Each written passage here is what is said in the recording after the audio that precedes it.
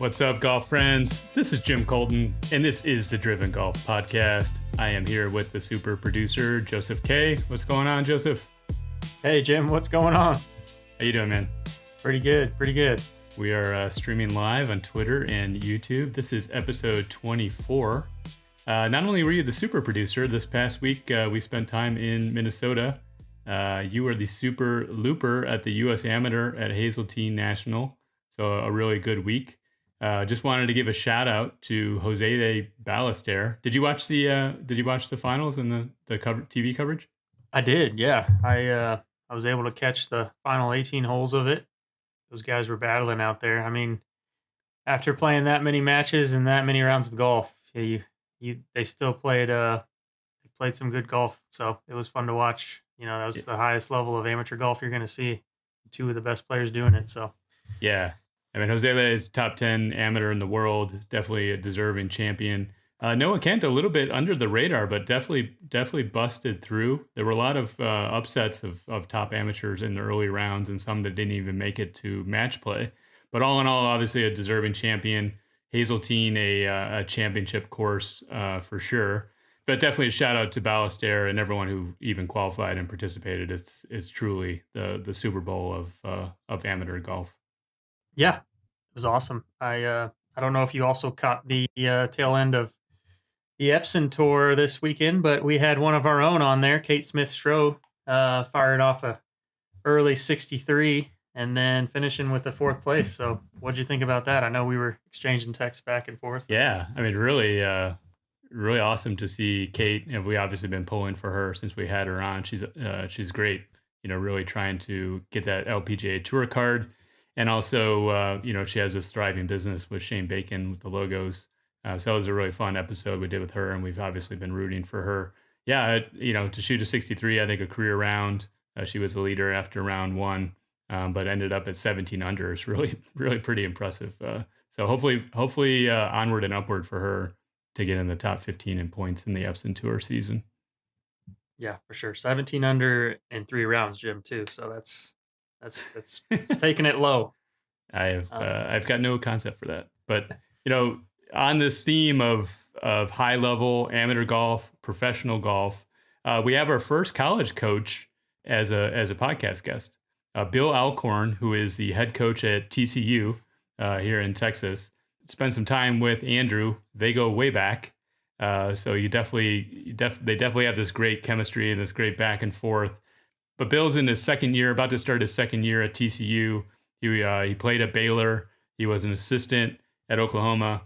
And I can tell you, in just interactions that I've had with other coaches and other junior golf parents, the name Bill Allcorn comes up time and time again in terms of great guys, great coaches, great future. The TCU program is definitely going places. It was a fantastic hire. And I think that shines through in this episode. Did you have any takeaways from that? Yeah, I did. I think you hit the nail on the head there. He's a genuine dude. He wants to see all of his players succeed, and he doesn't want you to do anything crazy. I mean, he talks about recruiting you for a reason, and just be yourself, and you don't have to do anything out of the ordinary. And I think he kind of motivated me to kind of look into myself too, and see that just play your game, and that's the way to the success. So he's got a lot of good insight, and I think it's a great episode. Do you have any eligibility left? Is that what you're trying to say? I think I might, but I don't think that I don't think a Big 12 school would benefit from my 84s and 85s.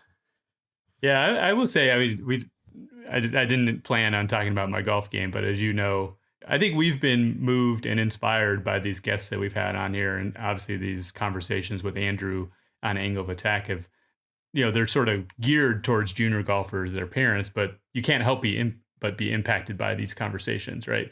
So I have basically decided, like, any day that I'm home, I'm going to do something that's going to hopefully lead me to be a better golfer.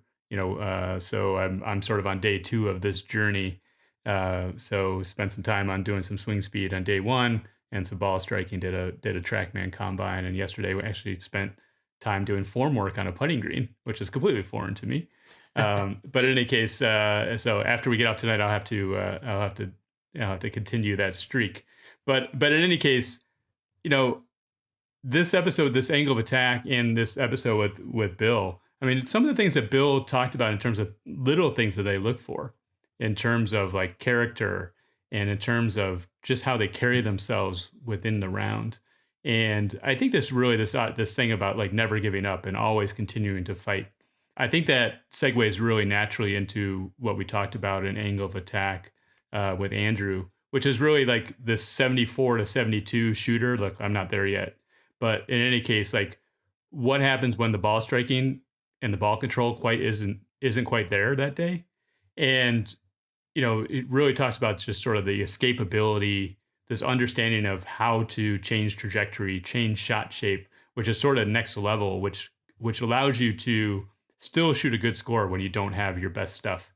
And I think those are some of the intangibles, and golf skill stuff that Bill is definitely looking for. So I hope people get a lot out of this episode. There's a lot there.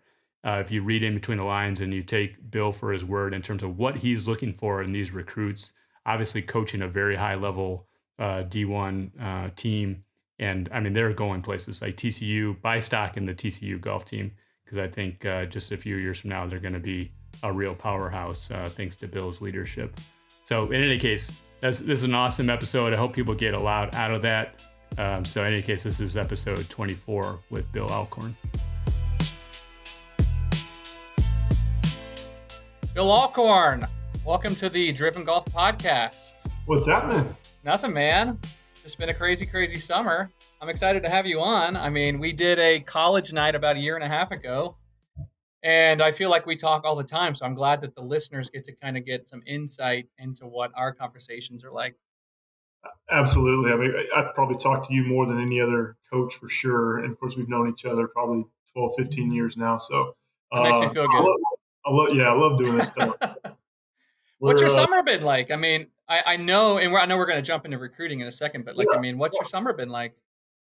You hit it. I mean, it is a busy time for recruiting. I mean, that's from a job standpoint, it's getting your transfer situation taken care of. It's getting, June 15th is obviously a big day, all that communication that happens.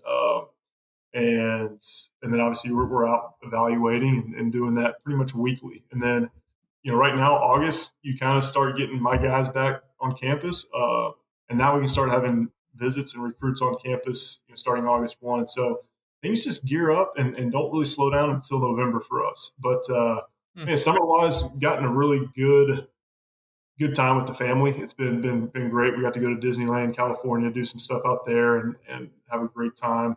My kids my kids are at cousins camp right now with my parents. So they got a bunch of cousins together hanging out. And it's great. They're having a good time. And me and Mallory have had some time away too. So it's good.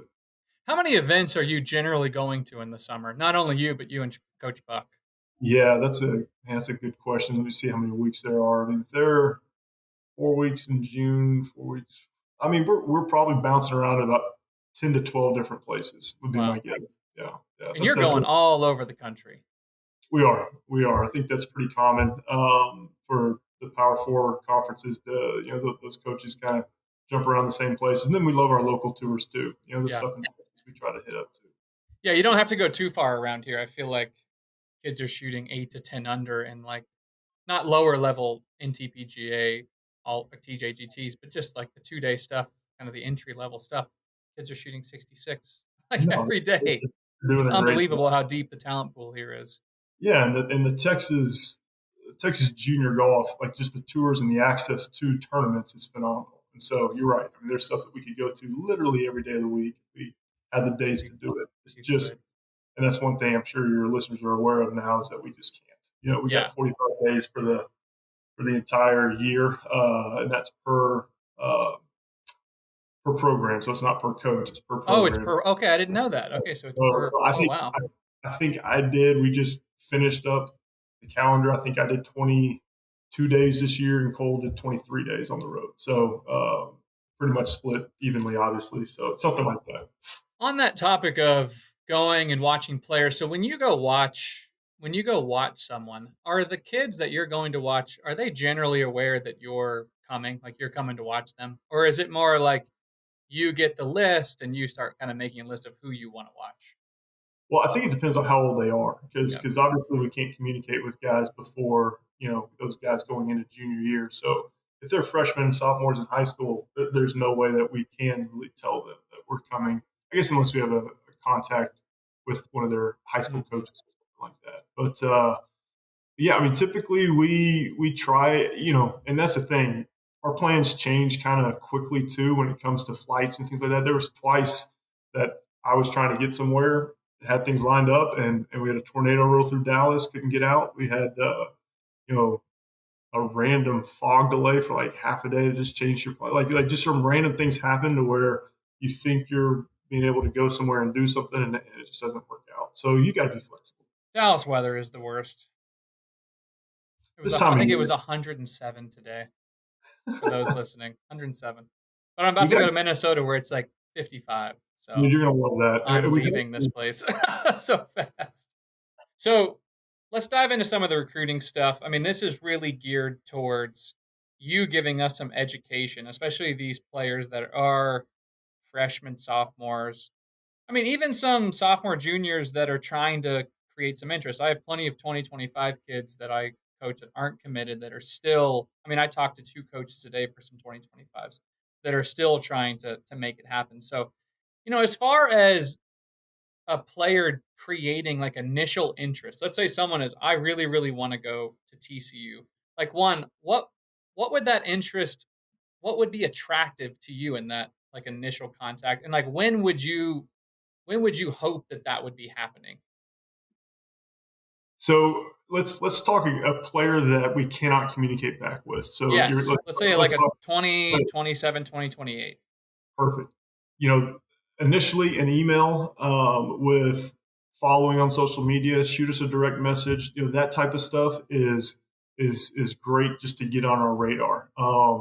And then the process of following up kind of regularly. If there's a chance you can get a coach's cell phone, I think that's for most of us easier to do than email. I just get hammered with, I don't know, 4 to 10 emails a day. And if I'm gone 2 days, those pile up. It's just so hard to stay on top of the Yeah. recruiting emails that we get of just new interest. And so if there's a school that you've kind of have a relationship with, maybe you've gone to a camp or something like that. And I think it's probably the easiest to just shoot a quick text and an update here and there. Keep it simple, keep it brief. That to me is probably the best way to do it. Emails can kind of get lost at times, but still, email is a very good way. And then social media. I mean, just when the coach kind of puts a post up there, like it, or if the post, whatever. If you do a swing video, not tag them, but you can like send a direct link to that. So I Mhm. think to a direct message. Obviously, you can hear my terminology. I'm terrible at that stuff. You're killing it. You're I still, crushing I it. still, I You still must get that. be the TCU social media guru. That is not me.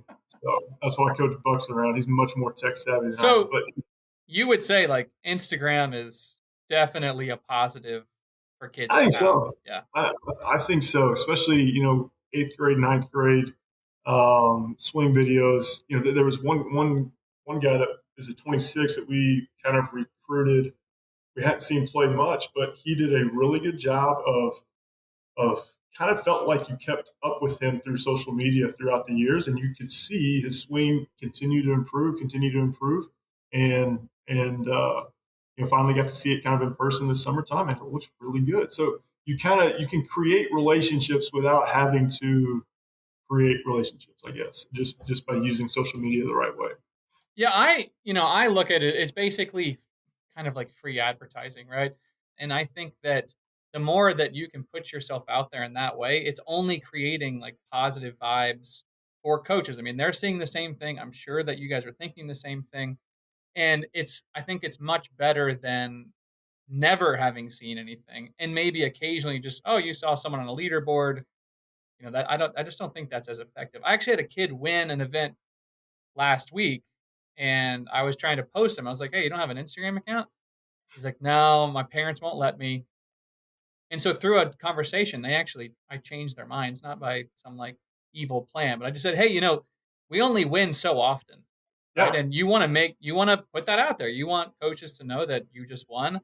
I said, why don't you run the account? So, I mean, I think there's just a lot of, I've seen so much value with it, not only personally, but just with the kids that coach.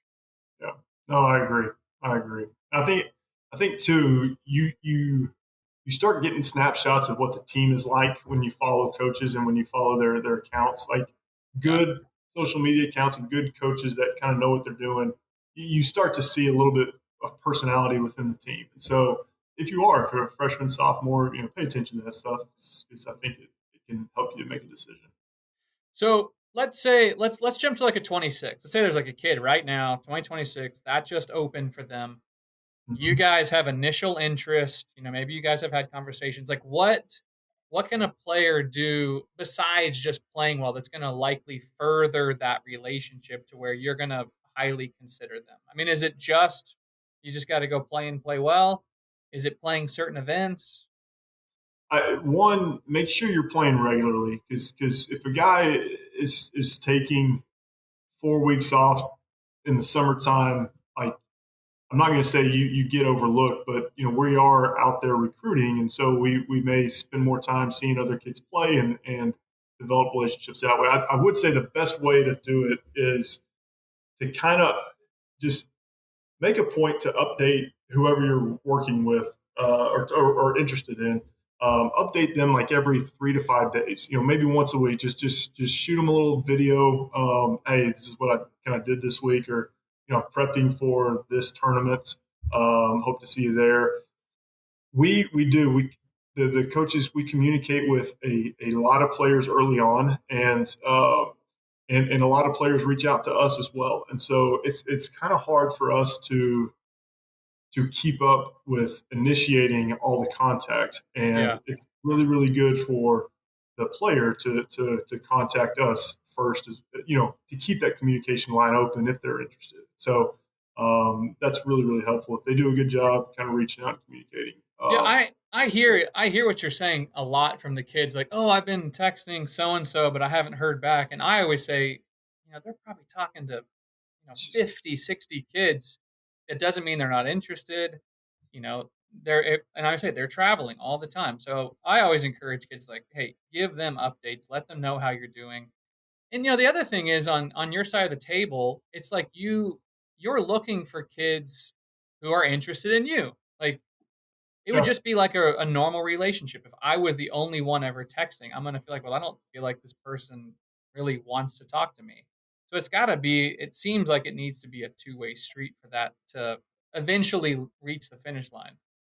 100%. It's all about the recruiting process is finding the right fit for the school and the right fit for the recruit, for the player. And so that's you're only going to feel that if there's reciprocation on both sides on the communication front. So yeah, exactly. If a school that you're reaching out to isn't quite reaching out as much as you'd like to, don't be discouraged like right away.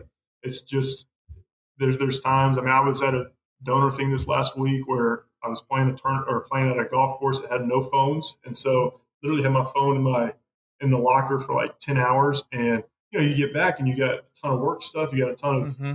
stuff, and it takes just several days to get through it, and then one or two may kind of fall through the crack there. It's not that we're doing anything intentional. It's just maybe just doesn't work out to get back to right away. So yeah, a lot of things going on, especially family time too. I mean, Yeah. my time at Disneyland, I was with them for 3 straight days, and I wanted to just put everything up and just spend that intentional time with the family. So things like that too. Gosh, how did they recruit before phones? I mean, honestly, like I I mean, when guess I you'd was go in the doing office and try to call you, guys. you'd call home phones. I'm trying to think. I had home phone calls when I was being recruited in the early 2000s before I had a cell phone. Yeah, So I guess much different now. I mean, there was no social media. I mean, maybe a kid had like Facebook.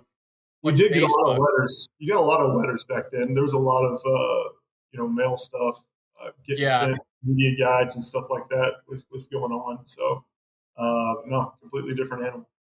So when it comes to you guys, what quote unquote creating your draft board, right? So you're prioritizing who we're going to go after. I'm sure that you see things that either turn you on or turn you off to a player. I'd love to get some insight from your perspective. Not only this, this is one thing I've learned this year is that you college coaches talk a lot. Okay, y'all are always talking to each other, so I'm sure you hear from other coaches of things that are turn on, and turns off. So, what would you say is like a couple things that like really are attractive for a player? Again, besides like shooting 62 all day, because that obviously is These are great. attractive. So, what would you say there? So I'll give you a story of a guy that I saw this past month, and I walk up to a group and I see this kid who's a hadn't played just great this summer, but he steps up to this hole and just swings so confidently, picks that tee up right out of the ground, and marches down the fairway, just looking heads up, just as tall. It's a 3-wood into a par 5, rips a 3-wood, puts it on the green, and 2 putts for a 4. Just plays the hole beautifully. You wouldn't, goes to the next hole. He just is kind of walking around playing very confidently. I watch him. I think he makes like 3 birdies from like hole. I can't, in about a 4-hole stretch, he makes like 3 birdies and turns. And I'm thinking he's turning it like 3, 4 under par, but he's actually only 1 under. He was actually 2 over going into that stretch where I picked him up. I didn't look at the score or anything, and the guy was so into his round. He was just so like confident and into the round that he just came off of 2 bogeys. I never would have known as a golf coach. He stepped up there, put that peg in, and just hammered one, and got it to a great spot to make the turn. That to me is stuff that we can't see in a scorecard. We can't see if a guy makes a 5-footer and you could tell it really meant something. He kind of gets a little fist bump in there, picks the ball up out of the hole, and is walking kind of aggressively to the next tee box. Like that's when you see players that are all in on their rounds. That is, I would say, the biggest turn on for us is to see how invested they actually are in tournament golf. Because when things are bad, it can kind of go the other way, and that's another thing with the turnoff. You'd say when you don't see that engagement, or you see a player just kind of go through the motions and not really feel excited about where he is in that tournament, that raises some flags. And so, no, I love emotion, where you can tell that it actually means something to the guy. Would you say like course management things pop up where you're like, I can't believe that kid just did that? Or are you more thinking because you're a college coach? Well, that doesn't bother me that much because once they're on campus, we're going to teach them a lot of that stuff. Yeah, having a high golf IQ is something that we do pick up on, and that is hard to change to some degree. And if you were to ask me what's the most frustrating thing I see when I watch junior golfers, it's that part of just scratching your head if it's like a wide open hole and they're hitting a 2-iron off the box, and you're just kind of like, what are we doing there? Or vice versa, if it really pinches in and it's not a driver and they're hitting driver. Just little things like that can be taught, but the guys at a younger age, that another kind of turn on when we're recruiting, if they have a high golf IQ, they're not making those mistakes. And you can kind of tell that the way that they walk, even the way they mark their ball, the way they read putts. Like there's certain guys that are around the game so much that you can just tell they have a high golf IQ. It just looks second nature. It does. They look so comfortable, whereas other guys don't look as comfortable. And that's hard to coach into. The course management is definitely doable, but like from a coaching standpoint. But I do think the kind of acting and presenting yourself as a golfer is a little harder to do, and that does make a difference in my opinion. It really does. You don't see guys on tour that don't look like they should belong on a golf course, and I mean those guys obviously have been doing it 20 years or whatever of their lives. So yeah. So I actually did have a question about what's most frustrating, but let's turn it from most frustrating to like what are the biggest mistakes that you see? I mean, you're watching kids constantly. I'm watching. I mean, I was just at an event today, so I've got plenty to say, but I'll let you go first. What are like the biggest mistakes that you just don't necessarily see college golfers or good college golfers do, like that you definitely see in junior golf, even good juniors? Saw one of the best junior players in the country right now do this, and I don't understand why. So he's off the tee, places a ball into the green. So one, he doesn't use a tee, and two, he puts the ball into the green stripe as opposed to down green stripe. So to me, that's two big things that you just have a little conversation with them, and Yeah. they're not going to do that again. But it's little things like that that just are talking points that we talk about. I mean, they're the smallest little details, but they do make a big difference, and that kind of tells you how aware they are of the grain, in my opinion. Yeah. Like Right. Why would you do that if you knew? if you knew chipping into the grain was harder than chipping down grain, you probably wouldn't put a ball on the tee box into the grain position when you're hitting a wedge. Like, so those things, I don't know if everybody picks up on it. That's a pet peeve of mine that I see junior golfers do a lot of. But I saw a kid on that note. I literally saw this kid going back to body language. This wasn't this week. This was a few weeks ago. He literally like makes a double. So he's probably teeing off last. He goes to a par 3, throws his ball up there. It's in a terrible lie, tees off first. And I'm sitting next to his dad. I was like, he's about to hit this fat. Like, it's literally like in a hole. Yeah. Fair enough. It's it fat. Like, one of my pet peeves is like when you are supposed to tee off last, like give yourself a second to calm down, especially on a par 3 where you're likely going to collect some kind of data if you're paying attention. Maybe it's on the wind or how it's going to land on the green or where it's going to roll. Like I can't stand that stuff. I mean, I'm constantly telling players to do that. I think awareness is something that we maybe don't talk as much about in the recruiting process, but you can tell when a guy is not aware on the golf course and a guy who is aware, and that comes to paying attention to what the ball. If someone's chipping, if they're paying attention to that chip to see how it's going to react on the green, or a putt somewhat similar on the line. Not so much just because you want to see the break, but you want to see how the ball is going to roll out. Like if it's you gain so much information just by paying attention to what others are doing, and you hit the nail on the head there. I mean, if you're not wanting to watch someone hit the exact same shot right in front of you, you're passing on some valuable information. Yeah, there's other things. I would say my other ones just watching juniors, and this is going to kind of lead into some of the next question about what the major differences between juniors and college golfers are. But I think I continually see, especially in kids that want to play collegiate golf, that from a skill standpoint just aren't there. I think the short game skills and putting skills are the greatest areas of growth for most of those guys. You're probably not seeing that as much as I am when I'm watching kids, shooting, 75 to 80 a lot. I mean, would you say that you even see that at some of these bigger tournaments where you just see very poor short game and putting skills? It really depends on the player, but yeah, I mean, there's some very, very good players out there that have some major work to do, and some of them have the basics down, and they just need to open up their arsenal. They can be very good with just basic stuff, and then you put them with something where they got to create a little height or a little touch. Their setup just doesn't allow them to do that, and so it'd be very easy to talk through that and have those conversations with them. I think it is kind of all levels. I'm with you though. There's some guys that really need to just become adequate at short game. It's never going to be their strength, but they just need to make sure they don't lose shots around the greens. And then there's other guys that have nice hands that really is a strength, and they should exploit that and try to get as good as they can because they're going to be able to save shots and make up shots around. So on that note, so we've been talking a lot about junior golf.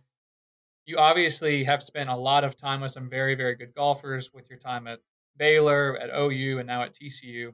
So you watch a lot of junior golf. You obviously spend a lot of time with college golfers. Like, what really is the difference? And let's be pretty specific. Like with your top 5, starting 5, between like a very, very good junior golfer. Like, what are like the main things that you would say? Oh, clearly this is the difference. I would say kind of the overall ball striking from an iron play. Junior golfers look really good hitting the driver. Most junior golfers look pretty good hitting the driver, and so do Like it's just the technology's there. It's easy to do. I think though what kind of separates just an okay a junior player from a pretty dang good college player is going to be the ball striking is just going to be that much more better. And to me, that's what really separates your, I would say, a borderline All American player and just your 3-4 guy, 5 guy in the lineup is are there misses in position? Like they're not, are they able to just put the ball where they're trying to put it? It's not how close it is. It's how bad are your good misses? I'm sorry, how good are your bad shots? Mm-hmm. And can they just find the center of their face? And do they have an awareness of when they hit a poor shot? What happens? I think a lot of guys that find themselves out of the lineup in college golf a lot is they can't adjust whenever something's going on. They're trying to hit a cut, but their path is going out right, and they don't realize what's going on. And I had a great conversation with Gustav Fremont was one of our players who just got Corn Ferry Tour status through the PGA Tour U. Very aware of what he was doing as a golfer. We get to the Big 12 championship and we're playing a practice round, and he keeps hitting the same type of hole, and he's trying to hit a cut like he just completely the ball's not doing what he's wanting to do, and Not behaving. Yep. not behaving. And Yep. and I've been watching it kind of all day. He's getting frustrated, and I said, okay, hey, do this one certain thing, and I promise you, we're going to start figuring this thing out. And so he did. He made a couple of practice rehearsals, and I think it was on maybe like the 7th hole. He does what we were doing, and it just kind of clicked. Like he was like, man, that's the feeling I was trying to get to. I just couldn't get like. Whereas a not as good player can't get to that spot if something's not going well, and so they're able to adjust. They're able to take information and make adjustments and become really good at it. And so from a junior golf level, I think one has to do with the strength. I mean, they're growing into their bodies. I'm working with more adults than I am juniors, whereas you're still seeing probably more of the junior golfers. Mm-hmm. And so that's a big deal. They're able to control the face better. Their strength, they're swinging the golf club, not the golf club swinging them. I mean, you got a lot more things like that going on. But I would say just the consistency and solidness of ball striking makes a big difference. And then from there, if you were to ask, what do the elite players at the college level do compared to just a good college player? I think the elite guys just don't give up silly shots. Like they're not going to 3-putt from 30 feet. Mm-hmm. It's not like they'll give me a 30-footer, but one, they're really good ball strikers, so they're hitting the balls where they're needing to be. When the ball is in position where they want the ball to be, they're going to get the ball up and down. When they're out of play, they're not going to complicate the issue and make a double when they should just get out of there with the bogey. So all those little things, it's just the elite player just understands how not to give away shots and just gets out of situations to where they minimize damage. And I think that's what my really good players have done in the past is that they just don't hand shots to the field. And you look up after 3-4 round tournaments, a poor player to an average player is probably going to give up 2 shots a round, and then there you go, a 6-8 shot gap between what you would think a first team All-American and just your 100th ranked player in the country. That's amazing. I mean, I 100% agree. The hard part is, where does that awareness, where does that skill come from? Because I definitely see it in the best players I coach. I mean, I think you hit the nail on the head when you said minimize the damage. Yeah. I'm sure that when you're watching, you can see, like I joke with Jim Holden all the time, like I can see the future. Like I know when someone's about to make a double. And I can see the shot they're trying to hit, and I see like the percentage of this working out. And so it's a low percentage, and sure enough, they hit the shot and it doesn't work out and they make double. And it's like they can't in that moment just go, I just need to make a 5. Yeah.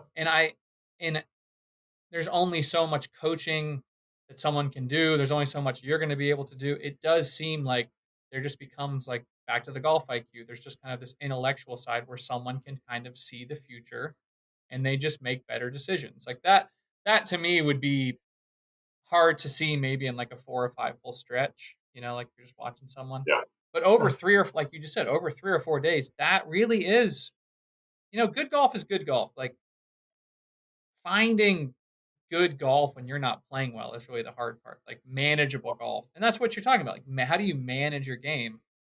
And I mean, with Gustav, I mean, what did he finish? Top 10 on the PGA Tour He U. did. I mean, Finished you saw pretty or much the something. best in the country, right? I mean, Yeah, and in Oklahoma, we had guys that were up there in the top five, consistently. And so you are, I've been around a lot. I think what really stood out to me was at the Arnold Palmer Cup, which is the best. I got to coach that in 21, I believe was the year, maybe 22. But you're around the top 12 male, and then obviously the female too, golfers in the country, and every one of them just hit the ball and it's in the center of the face like that. That over. This is what I tell people: ball striking wins out over the course of a season. Like good ball striking. This is what we're seeing with Scotty right now. I mean, no one is performing iron play like he has since Tiger when he was doing his thing, yeah. and that wins out over the course of the season. To win, you do have to pair up the other things. You got to have a decent putting week if you're a great ball striker. You got to get balls up and down that you maybe not get up and down. But if a guy like Scotty who hits the ball in the center of the face is going to gain a shot and a half on the field every day, and then putts decent, I mean he's going to win by 3 or 4 shots. Yeah, and we've seen it some gosh, Tom Hoagie, a former player of ours, is such a good ball striker too. I mean, he can just ball strike his way into a top 10, and then you look at his putting stats, or you look at his short game stats, and you're just going, well, how did this guy do this? Well, gained 5 shots, yeah, and so it really is. You can't replace hitting the center of the face repetitively and knowing what your ball is doing. That's the basics of our game. And if a junior golfer that doesn't have much control with his irons, you got to get control if you want to play at a high level.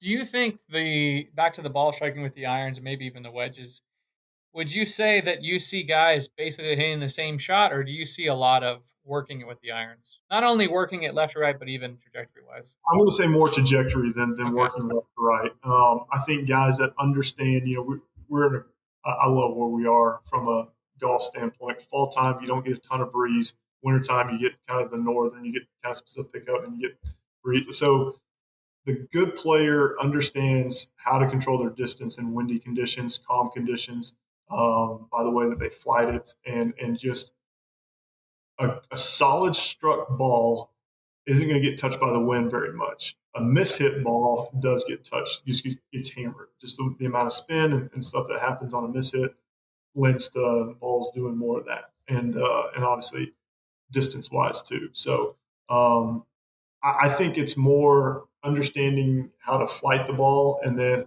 if it is a strong left to right wind, what does it feel like to hold a ball into that wind? Not trying to like cut one to make it move, a 7-iron 30 yards. You don't want that. So what does it look like to really hit a good 7 solid that holds the wind and just kind of falls right, as opposed to really taken by the wind? So it's not like you're trying to hit a draw into that wind. It's just you're hitting a ball that just won't get affected as much. And so it's stuff like that the really good players understand how to do. And it's tough. That's tough to coach. You try to give them drills. You try to give them things to do, and you point out instances in the round that they do it really well, and then instances that they maybe could have done something better. But it's just a learned skill that it's hard to learn that on a driving range. It's easier to learn that either while doing kind of a combine on a TrackMan, or doing on course work where you are seeing the ball land and trying to get a target. When your incoming freshmen get to school, I mean, again, the people that are going to TCU, OU, Baylor, they're the cream of the crop coming out of high school. When they get to college, are they surprised by other people's ball striking on the team? Like, is it like they realize that they need to level up most of the time? It's some of the most impressive ball striking I've seen this summer has come from some junior players. I mean, like there's some guys that can really hit the ball in the center of the face. So I think it just depends on who they are coming in, because there are some great ball strikers at the junior level Yeah. that are ready to come in and play for an elite college team right away. And but I do think I would say this, that I always want our players to understand who they are as a golfer and not try to conform to what they see around them. So let's say they do see one of our really good ball strikers, and they're like, man, there's no way I can hit a 2-iron like that. I need to learn how to hit a 2-iron like that. No, you don't. You're a very, very good 3-wood player, and let's throw a hybrid in there. That's not who you are. And let's be really, really good in the areas that you've been gifted to be good at. And so That's we, great. we always try to, or I always try to just make sure our guys understand who they are, because they got recruited to play for us because of who they are, not because of of who we try to make them to be. And I think taking their talents, what they do really well, and try to amplify that, and then just make the other parts of their game a little bit better, make it more adequate, is kind of the path to what I think leads to the best growth through college. It's interesting you say that. Again, that's fantastic. I saw a couple guys this summer that reached out to me that they basically said like I don't think I'm in the top 5, and mainly because of my ball striking. And to your point, I don't think they were saying like I need to change like how I do things. It was flat out, I just need to hit it better, you Yeah, know. And I'm sure to be top 5 at a program like that, like I would imagine a majority of the shots are pretty good. You're not seeing a lot of mishits, and the level of control. I mean, that's the best word. Like the level of control, it's got to be fairly predictable. yeah. I would say if you can put a golf ball where you want it 4 out of 5 times, so 80%, you have it remotely where you want it, then you're going to be just fine. The elite players are going to be more 9 out of 10, like 90% exactly where they want it. And then I say exactly, like on the correct side of the hole. Yeah. Yeah, Still coming. a dispersion that's acceptable. Yeah. Yes, and but even a player who is not a great ball striker can still understand. You know, if I just hit it on this side of the hole, keep it over here, I'm gonna be in a good spot. Like I'm okay. I can manage that, as opposed to trying to do something that they just physically can't do because they're not as gifted of a ball striker. I know my game. I'm a very, very good wedge player, but if I'm trying to hit a 4-iron to the moon, 210 yards, like that's not who I am. Like I need to be like a more of a flighter with my longer irons. I'm not going to hit them to the moon, and so I got to play those holes differently. And so I think that getting players to understand who they are and what they do well is extremely valuable. So I'm actually going to skip over one of my notes because the way you're talking makes me think about. So you're heading into year 2 at TCU. You're talking about these guys coming in, making sure that their identity or their DNA stays that way. So how do you, like, heading into the season, like creating strategy and planning for the fall semester? Like how do you go about not only, you've got new guys coming in, I mean you got Charlie Wiley coming in, cultivating that relationship, helping them realize, who they are, and then ultimately, like, how do you go through the process? I mean, I'm assuming your first event's probably in like September. Like, what's the process for you, like nailing down that top 5 and taking that team to the first event? Yeah. So let's talk about freshmen coming in, because that's a big transition from high school to college. I think a great golf coach is going to try to make that as easy as possible for them. So next week is move-in week. I think for most colleges in our area, they're moving in sometime between like Wednesday and Saturday.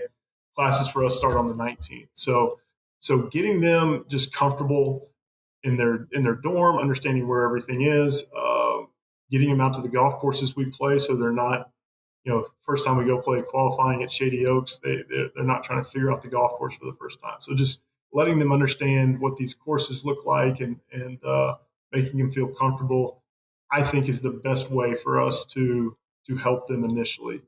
you asked a lot with that question there. I mean, we could talk for a long time. But Yeah. I think what we're going to do this year is really have a sharp focus on one particular aspect of the game that we want to get better at as a squad. And I think for us, each individual is going to have things that they're going to be working on, and that's great. We're going to help them continue their growth. But I think if a good program is going to keep the guys focused on one thing and to where we're all kind of pushing towards that same task, same goal. And whether that's things that we talk about in qualifying, in the weight room, we do a lot in strength and conditioning. Even that's going to get talked about there. So just keeping a sharp focus on what is our goal, what are we trying to accomplish as a squad, just keeps everybody focused and channeled in the right direction, as opposed to people trying to do their own things and going off. And so, but you mentioned, the first golf tournament. We leave September 4th, I think, for our first event. And so we're going to play roughly 6-7 rounds before then, and then get on a plane and go out to Washington. And so, yeah, I mean, we're going to get rolling pretty quick. I think in 2 weekends, the first weekend of school, we're going to have a little team retreat. So, get away to a place just outside of town and kind of set the goals for the year, just rules, expectations, and have the players kind of lead those meetings and just get everybody on the same page. And then we'll lay out what the qualifying structure is going to look like. I think early on, it's very important for those guys to earn their way onto the plane, and go from there. And then we get back, adjust, have 10 days to 2 weeks, and then we're on the road again. So the springtime for the freshmen, especially that haven't gone through it, getting on campus to the first week of November goes so fast. It I just can gets imagine. extremely, extremely quick. And so trying to prepare them for that and be in a good spot, getting just caught up on classes, like you cannot let that slip early on. Otherwise, it's really, really hard to try to catch up when you're missing class because you're going to tournaments. So I think that's a big part of our role, is to get those guys to understand how to manage their time, and if they want to be elite at playing golf and be on our travel squad, they're going to have to say no to some things too, that the normal college student doesn't have to say no to. When guys come on campus, do you feel like there's a difference between like the elite players and maybe the guys that come in struggling? Let's say that they had a lesson a week their entire life, right? And they have, we'll call it like hand holding. And then they get to college. And do you see a lot of kids that kind of had that structure that show up and they're very, very convicted and formatted and know what to do? Or you see the opposite, like they've had all that help and now they're alone and they know how to problem solve by themselves? Like, do you see that as an issue a lot, where they just are lost, especially Yeah, early? you do, and some it's for a variety of reasons. Okay, so parents that are listening, let your kid grow up in high school like that because it's really, really hard to learn to grow up in college. It's you need to be ready to go off, and so giving them more responsibilities. I mean, you'd be amazed how many people don't know how to operate a washer dryer. That type of stuff. It's a workout the third day, and they're wearing something that looks like it's been wadded in the corner of the room, because it has been wadded in the corner of the room since Monday's workouts, and it's Friday. So that type of stuff. Let them grow up and take responsibilities around the house. Give them things to do, because that's going to help and prepare them. But some of the other guys that I've seen struggle, it's more so they try to do too much. Like they try to, maybe they have a girlfriend that they're coming to school with. They're trying to do social stuff with the fraternity sorority stuff that's going on the first couple of weeks, and they're exhausted. They're out till 1-2 in the morning. I mean, you just can't live that way. Or No. they you got to understand why you're there, and I think that's super important for us to figure out on the front end is what are these guys' aspirations and dreams? Is it, I'm just going to go to school, get a good education, want to move on, from, I'm going to play golf in college, always wanted to get a D1 scholarship, check the box, I get a purple bag, that's great, let's go. Or is it, all right, I'm here to win individual titles, help the team win championships. I'm going to play on the PGA Tour, so I'm going to use these 4 years to all these free resources, unbelievable resources that we have. I'm going to use every one of them to the best of my ability, and make sure I'm on that plane the very first event, and I'm not going to miss an event in my 4 years. So I think guys are built differently, and if they, we want that guy, the guy I spoke about on the ladder, that Yeah. that's if you got, we're about to go to a 9 roster limit. If you got 9 guys that are all have that same goal, same mentality, your program's going to be in a really good spot.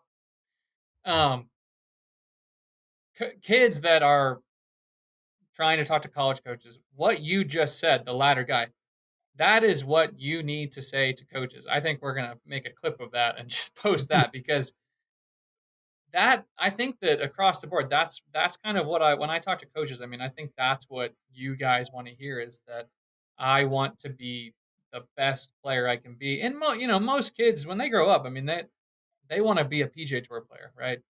It's not, I'm going to school to, get a good education and, golf's there too. Like, no, I mean, you're trying to run a championship program. That's going to have to include probably multiple All-Americans, maybe not multiple first teamers, like, but you need that. So from a player's perspective, like kids, like, if you don't really want that, you should not be reaching out to schools like TCU, because you're not going to enjoy what you're going to have to do, like, to reach that level, and you're not going to play, like, flat out.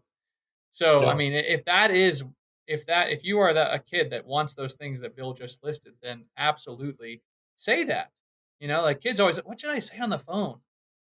Like, well, what do you want? What do you want to communicate? Like what you just said, it sounds perfect. That was very well Yeah, said. but And hopefully people say that to you.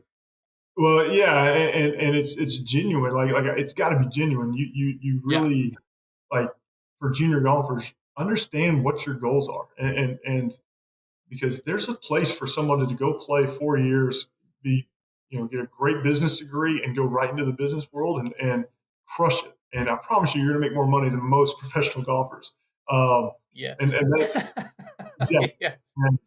And so that's there's no fault in that, and there's places for you to do that. And but if you're wanting to push yourself to what it takes to actually play on the PGA Tour, it's going to take sacrifice. It's going to take early mornings when you don't feel like it. It's going to saying no to things that, okay, I got to get to bed at 9:30 because I got to get up for a 5 a.m. flight. That type of stuff.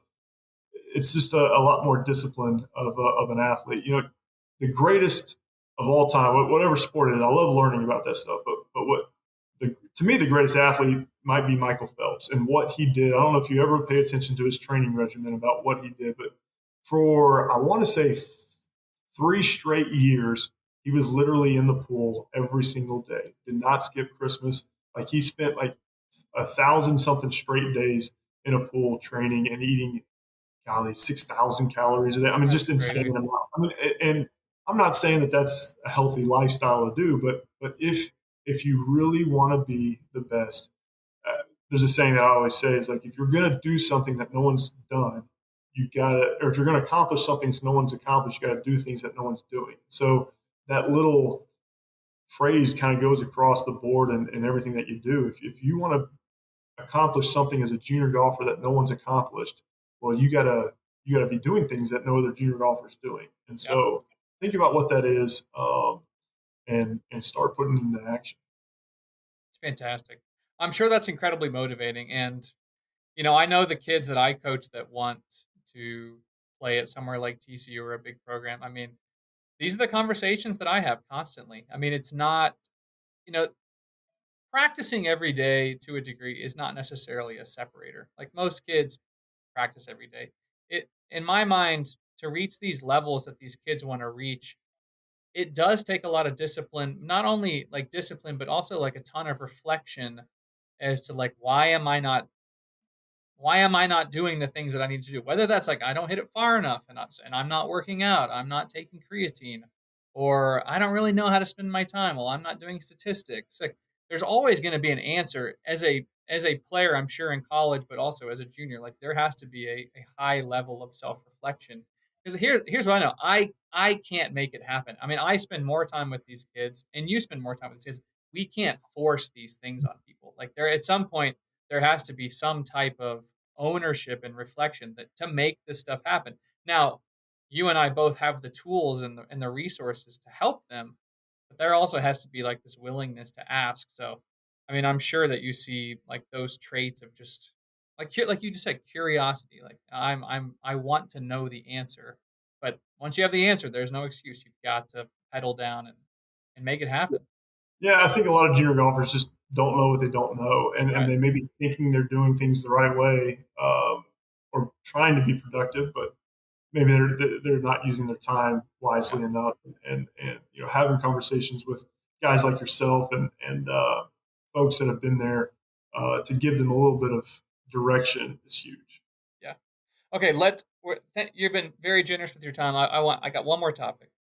Sure. So we've talked on the pod about these kids, whether it's Miles Russell or Blades Brown or things that Luke Polton's doing, all the way up to Clanton and Jackson Coyven and these guys coming out of college, Kiefer going up to America's Tour and being basically shooting. It seems like he's shooting 66 every day. Huh. So, you played college golf, right? So I want to know, you played big time college golf, you played at Baylor, very good program. Like, what are you seeing? It's two-part. What are you seeing as a difference between when you went to school and playing, and now you're in it as a coach? Like, what do you see as the main difference? And then two, why are these guys basically as good or better than a majority of professionals coming out of college? Like, it's very, very clear that this is reality. Several different things. One, when I was playing, we had one AJGA event, AJ, it's tough. AJGA AJ, event a week, and so whereas there's 6 to 7 a week now, and then at you got least, yeah. you got so many other opportunities. So the opportunities at a young age are there. I think if we're talking the elite of the elite, they've been playing. Uh, They've been playing competitive golf since they were 7 years old at a high level, traveling across the country, and that's miles ahead of where most people were in you and I's generation. Like they just the access to tournament golf is so much better. I think the systems in place that these guys have are pro level at the junior golf level. Yeah. There's a lot of folks that I talk to that are working with sports psychologists, great coaches doing stats, they have a strength trainer. They have all these programs in place, freshmen, sophomores in high school, and really, really good systems in place. Yeah. Whereas, I mean, I didn't have that as a professional golfer. I mean, I didn't set that up, so they're just in a much better spot. I do think too the amount of equipment that can get into these guys' hands at a young age.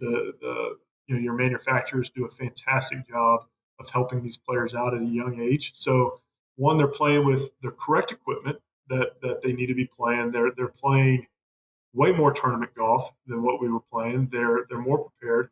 They have the systems in place, and you're seeing guys just way more ready. You're seeing guys that sophomores and juniors, in high school, making cuts on the Corn Ferry and PGA Tour. You're seeing, what we just saw with Nick Dunlap, win as a sophomore, maybe I can't remember if he's a junior, sophomore, whatever, at Alabama. Goes and wins professional tournament as an amateur.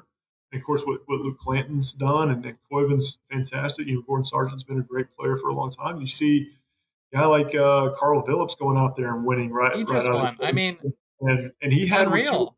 probably say is an average college career, like a good career for sure. He was a great junior player, but wasn't super high up there in all the rankings, and had he just won on the Corn Ferry Tour. You had a kid from Illinois win his first 2 events on the Corn Ferry Tour last year, coming right out of the school, Adrian. I mean, just Yeah. it's going to continue to happen. You're gonna see these guys be ultra competitive, just because of all those reasons that we've talked about. They're just better and better and better, and they're stronger too. I mean, there's kids now at a young age, with 180 ball speed, and Right. then that's only going to get faster. And yeah, it's just wild. They're just way more prepared, way more Yeah, prepared. people ask me this question. Like, my response is very, very similar to yours. I think that these kids playing the level of tournaments that they play from age 14, 15 through college, it's basically I feel like they're showing up to play pro golf in the there you may have you ever seen this Curtis Strange video with Tiger when he was like 21? Well, Oh yeah, Curtis Strange sits down with him and Tiger, he says, "What's your goal this week?" And Tiger says, "To win." And Curtis Strange is like, "You'll learn, you'll learn." Like, and and then Tiger won. But it's like these kids are kind of like Tiger back then. Because they've done so well. I mean, take Miles Russell. I mean, he won the junior players at age 14. I mean, the guy, if he continues to play the level of golf, the level of events, the level of competition, he's not going to wonder when he goes plays the Corn Ferry or the PGA Tour in 8 years. He's going yeah, to know that he can win. And I yeah, think the psychology of that is a big deal versus I would imagine when you came out, there probably weren't as many guys playing like tour events. Agents weren't around, sponsors exemptions probably weren't as popular. To where, I mean, in theory, Miles will play 30 professional events before he turns pro. I mean, Clanton's already played probably six. So I yeah, just think that there's this like leveling up, and then once you've done it, you're just like, oh, okay, that's I can do this, and it's yeah. just gonna. I mean, I kind of feel bad for all these pros because it's like these poor college kids come in and they just start winning from the gun. It must mean that college golf is in such a good spot and such a good proving ground to where these kids that are really good should go to college because it's your chance to really like take some Yeah. ownership and know that you can do it. Without a doubt. I mean, think about, I'll just name my first three tournaments out of the gates. We go to Sahali in Seattle, which is an unbelievable golf course up there. Yes, And it then we is. go to TPC San Antonio, where they play the Valero. It's the sister tournament. So We're playing, hard. so we're playing the Valero with the PGA Tour exemption on the line. Then we host our Colonial tournament here at Colonial Country Club.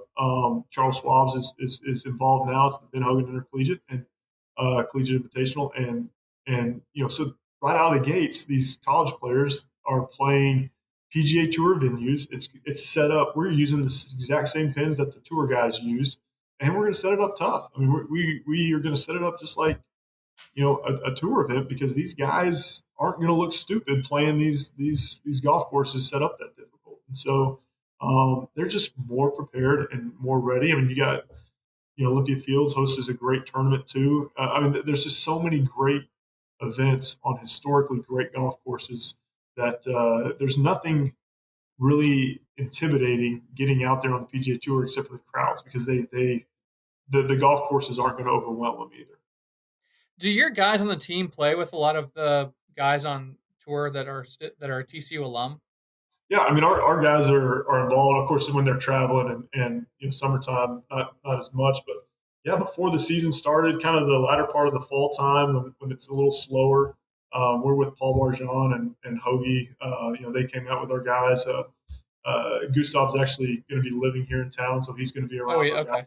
Yeah. Nice. And so those guys stick around. They're at the courses that we're playing, and so we do. We see them, and I think that's pretty common for most programs too. It's if you're in a place where your former players are around, I think the coaches would want only Yeah. want them. That's got to be helpful though, especially if you do get into a tour event to like use kind of the alum. I mean, I see that all the time where guys are playing with guys from Georgia or playing with Yeah, Kisner or whoever it is. I really like your point too on the systems. Like going back to when Bill and I started working together, we basically started working because I was kind of pointing out like, hey, I think it might be good for you to do some stats. And so we basically started looking at your performance from like this very objective perspective. Yeah, like I feel like I'm doing that with like 14-year-olds, yeah, 15-year-olds. Like they have this team around them from such an early age to where that's kind of why I asked the question, like when do they go to the college and they don't necessarily have that team all the time? Do you see it suffer? But I'm sure these guys are so so well versed in like how to go about their business that probably doesn't happen that much. But I'm curious because I don't know. But that Yeah, having the team around you from this early of an age, it's kind of like being like a mini tour player. it is. I mean, they're traveling and playing as many tournaments just about as a professional golfer, and so it is. It's funny, especially in the summertime. I mean, how many tournaments your junior golfers are playing. I mean, they're playing a lot. Probably too many, but yeah. But that's part True, of it. true. And, yeah, and so Well, and they travel. I mean, how much benefit is there to going up to Maine and then you go to Colorado and then you go to Oakland Hills and I'm yeah. going to Hazeltine tomorrow. Like you just see different grass, different conditions. I just feel like it prepares you at a whole nother level. Like you guys are going West Coast. Like that's totally different than being here. It's got to be very, very helpful.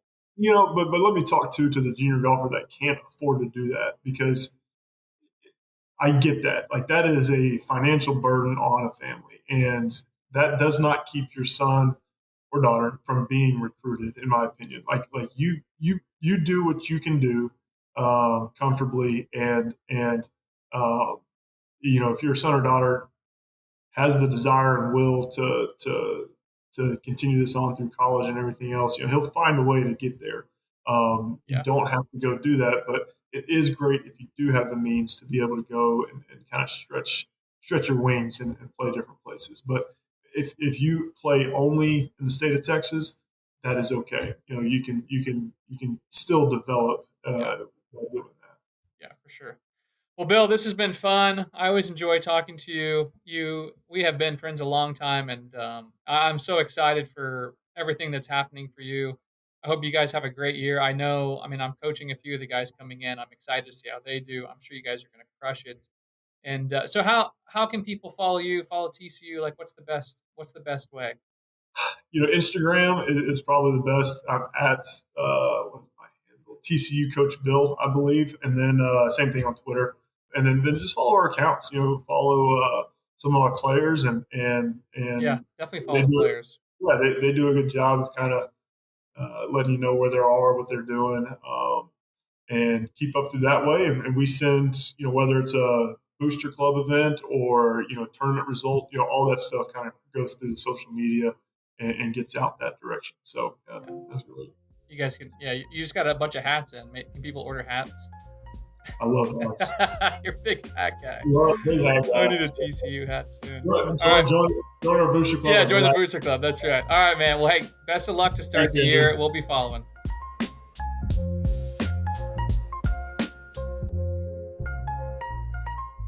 Andrew Lewis, welcome back to the Angle of Attack. It's good to see you. Oh, yes. Let's get rolling on this next topic. So we're going to continue the 74 to 72. We kind of teased it last time. We talked about ball control quite a bit, which is a concept which is completely foreign to me. But I think maybe I have something to add on this next topic, which is like, even if you have elite ball control, there are going to be days that you're not hitting it great. How do you still get it around? Because I think the 72 scorers, their bad round probably looks quite a bit different than the 74's bad round when they're not hitting it quite as well. So, the misses are going to be a little bit tighter, but when the days that it's not going so well, what do you see as the differentiating factors on these golfers that can still manage to get it around like 73, 72? Yeah, I mean, I think it's going to be fairly obvious, but, their ability to score is just very, very good, like plain and simple. Like you watch them, it's the kid that you get done and you're like, I feel like you shot 78 or 80 and you look up and they beat you because they shot 71 or 72. Now, where does that come from? I think it comes from three areas. Their ability to escape situations, whether that's in the trees, whether that's hitting it in water and making a 5 versus a double. It's going to be in short game skills. Their bunkers, judging lies, ability to land it where they want, controlling spin, controlling trajectory. Their short games are just elite. And then they just have an ability to make the putts they have to make. It's just like those momentum type putts. If you're not hitting it that great, you're probably not dealing with like a ton of lag putting. Maybe you are hitting some greens far away, but it's probably really, really good inside like 10 to 12 feet. That's kind of where I see this, where you just are very, very good at like those three things. And that is just, I see some kids that are like that shoot 74 to 76, but they don't hit it good, like they never hit it good, but they're really good at those other things. If you can combine the ball control like we talked about last time with this, that's where you start to see someone who almost always shoots even or better, because they're going to hit it good most of the time, and when they don't, they almost always get out of it. This I wanted to focus on this escapability, because I think even though maybe you don't have great ball control that day and you got into a tough spot, I think this elite level ball control leads you to the ability to hit a shot basically impromptu, right? It may be a shot that you've never actually rehearsed because you've never been in that situation, but the imagination and the golf knowledge to know what you need to do in order to accomplish the task, like that is something that is honed, I think, over time through experience, but also knowing how all the things work in order to accomplish that, like you said, the trajectory and the ball flight that you need to get out of that situation. So is that something you talk about in your lessons around how you're able to change things in order to accomplish a goal? Yeah, for sure. I mean, I think it can be difficult to like see that on the driving range. I mean, you definitely will talk about how to create curve, how to launch balls lower. There's some trees around Sherrill Park. I'll say, okay, can you create this? Can you create that? Can you start it around this stick? I mean, a lot of that though is going to happen on the golf course, and frankly, through like tournament observation or just observing in general. And this is the hard part with these kids, is that you need to let them almost like make the mistake, and then go back and say, okay, you saw this window. Let me show you a different window that you should have done, because that's either going to lead to a conversation of you never even saw the window, or you didn't see the window because you know you can't hit that shot, and that leads to a skill gap. You go, I just don't have that. So yeah, I would say that's like why it's so important to spend some time on the golf course with a lot of these kids, just because they only know what they know, and yes, they can be creative, but I do think a lot of those conversations do need to happen with some good players. I think that's the benefit of being around good players too. You don't have to necessarily learn that stuff with a coach. Like when you see a kid that you're playing with, like escape, and they're very, very good at it, having those conversations of like, how are you doing that? How do you see that? What club did you hit? How did you create that low ball flight? I see a ton of like this as a problem when I go watch junior golf. Anytime I make a video while Cameron's playing, I'll like make a video and post it. It's almost always from like some situation. I'm like, man, this is just junior golf. Like this is just how these kids play, and it's frustrating to watch. And I think everyone thinks, well, they'll figure it out. No, they won't. No, they won't figure it out. They're not going to necessarily figure it out just because they get older. There have to be some sort of feedback based on how they're playing.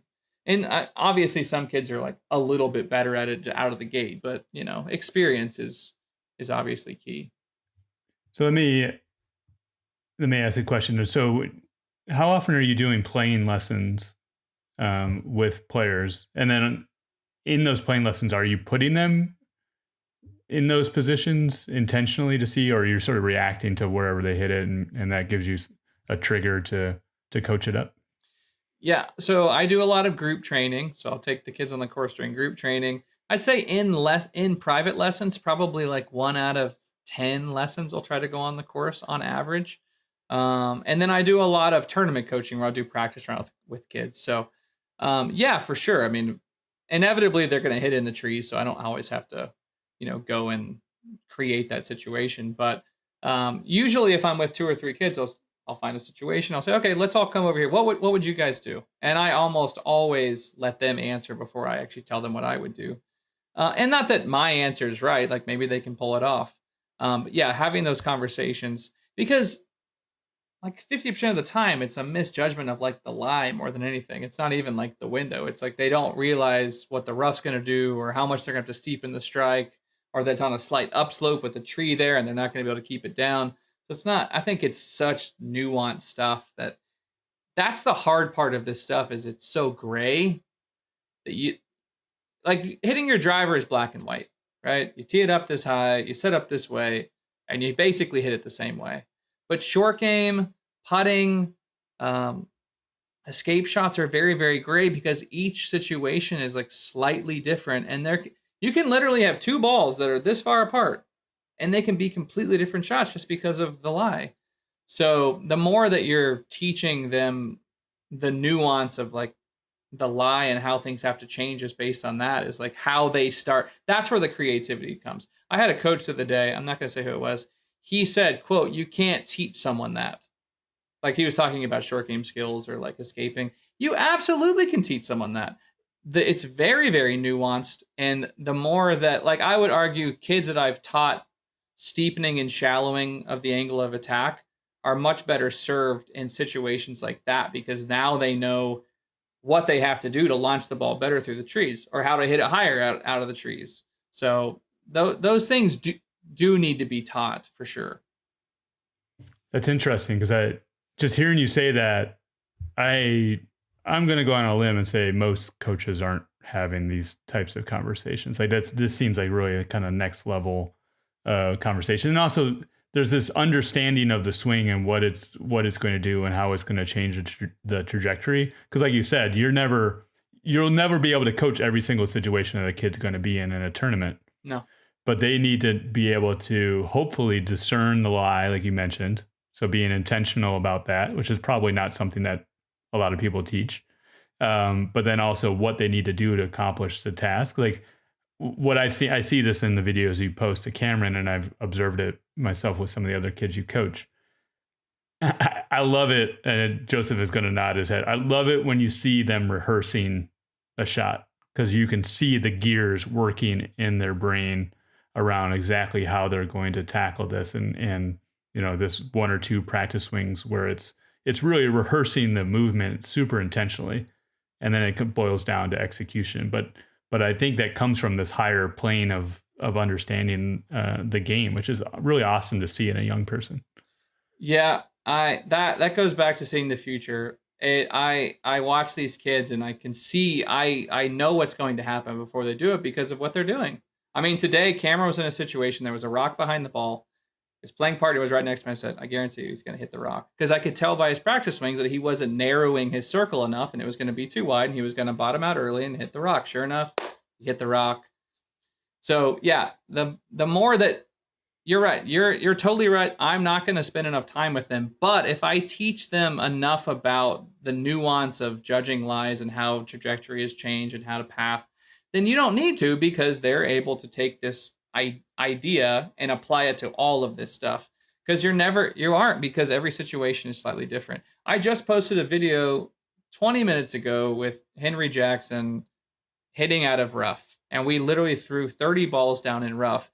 And we talked about how do you judge this lie, and what are the nuanced changes I would make for different types of pins, different types of ball flights, and those kind of. And I said to him, I said, "Have you ever had this conversation?" He's like, "Well, only with you."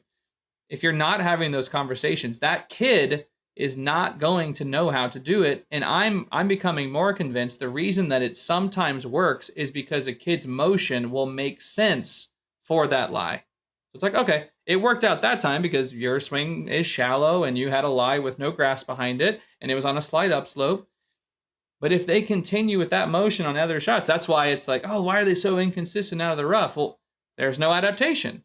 So it's basically coaching adaptation is how I would phrase it, like in a nice packaged present. Yeah, well, that's really interesting. And I encourage folks to check out the video you mentioned at Andrew Lewis Golf. If folks have questions, maybe they're not getting any of this from their current coach and they're just seeking more information, more insight. Like how do they dig into what you have and can find out more information from you? Well, one, I would say, I bet your coach knows a lot of this, but for some reason, a lot of people that coach just like to, be on the driving range. And so I would say that you need to go to your coach and say, "Hey, I don't care how I'm hitting it. Let's go on the golf course and do a lesson. I don't care I'm hitting it. Let's go do some bunkers. I don't care I'm hitting it. Let's go do some whatever it is." Because I think most kids show up to lessons with very little plan, and then they just go hit their 8-irons, not their drivers, just hit their 8-irons. And then it's like, oh, we got 10 minutes left. Let's go do a couple chip shots, like very basic stuff. So I think if you really want to dig into some of this, try with your current coach. If they're not giving you good solutions, then go hire another coach. Like, it's okay. We get fired all the time. So it's fine. Go find you a coach that is very comprehensive. When I would say, just to reiterate on that, because this level that we're talking about, you're probably going from the 300th, 350th ranked junior in the country, which is great. Like, you will be able to play at the next level. There will be opportunities. Yes. But you're going to have to probably chase them, when June 15th rolls around, or, convincing coaches that you're the type of guy that they need, which is fine. Like, that's part of the game. But I think if you're able to, kind of bridge this gap and climb the very steep set of stairs to get up to the 72, that is very elite company. And there are tremendous opportunities that can come from getting around the 72 scoring average in terms of invitationals you get invited to, playing and competing in amateur events, and really probably coaches like beating down your door when the time comes. Yes. And I would say, like, depending on timing, when I was looking at scoring averages of like all-American freshmen going back in time, where they were like 3 years prior to entering college, many of them were in the 74 range, and they were the ones that were able to make that climb and that steady climb up into college and having success through college. A lot of household names continuing on from there as well. So it's a really critical time period, and you need to be, like you said the last time, you need to have this conviction around your game, your development, ownership around it. And I think being able to have like adult conversations with your swing coach around like what you're trying to get to and what you think is going to help you get there. Yeah, 100% agree. Yeah, having those conversations with your coach, because I would also say a lot of coaches, and me included, I don't get to watch my guys play enough. So it is relying on them saying, I noticed these things. If you have statistics, that's great. Obviously, it's going to help. But even statistics aren't going to reveal some of that stuff. It's not going to say in the stats that you're bad at judging lies. It might say your rough tendencies are X, but you have to have these conversations. That honestly, shout out to Henry, the guy I posted the video. He's such an impressive young man because he'll come to the lesson saying, I've been noticing this, the rough is thicker. We're down in Texas. It's hot. It's Bermuda. It's like, I really am struggling with not necessarily the shot, but I'm hitting the wrong shot a lot because I just am having a hard time judging what to do. Like, have that conversation. And then if that coach can't deliver the goods, then find someone who can. All right. I'm going to make a future bet on Henry Jackson. Henry Jackson is very good. Very good. No, that's great. And I, like you said, I love to see when players are sort of owning their development and having, like I said, adult conversations with you. Yeah. So expecting big things. So this concludes our 74 to 72. I do think some of the topics we're going to cover in the next section, which is going from elite to hyper elite, the 72 to 70 or even beyond. We'll really get into a lot of finer and finer points. I think all of those are probably still relevant, and to start building those building blocks for golfers in this category as well. So stay tuned on that. I'm really excited to get into that. Yeah, that'll be awesome. All right, Andrew, really appreciate your perspective, and we'll see you next time. Okay, sounds good. See you guys.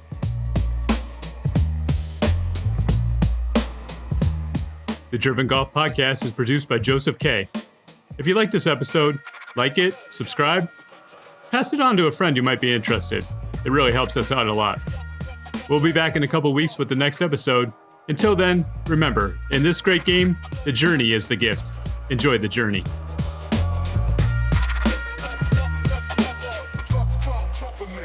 Yo, from the Driven Golf Pod, Allcorn's wisdom we catch, breaking down the game from bogeys to scratch.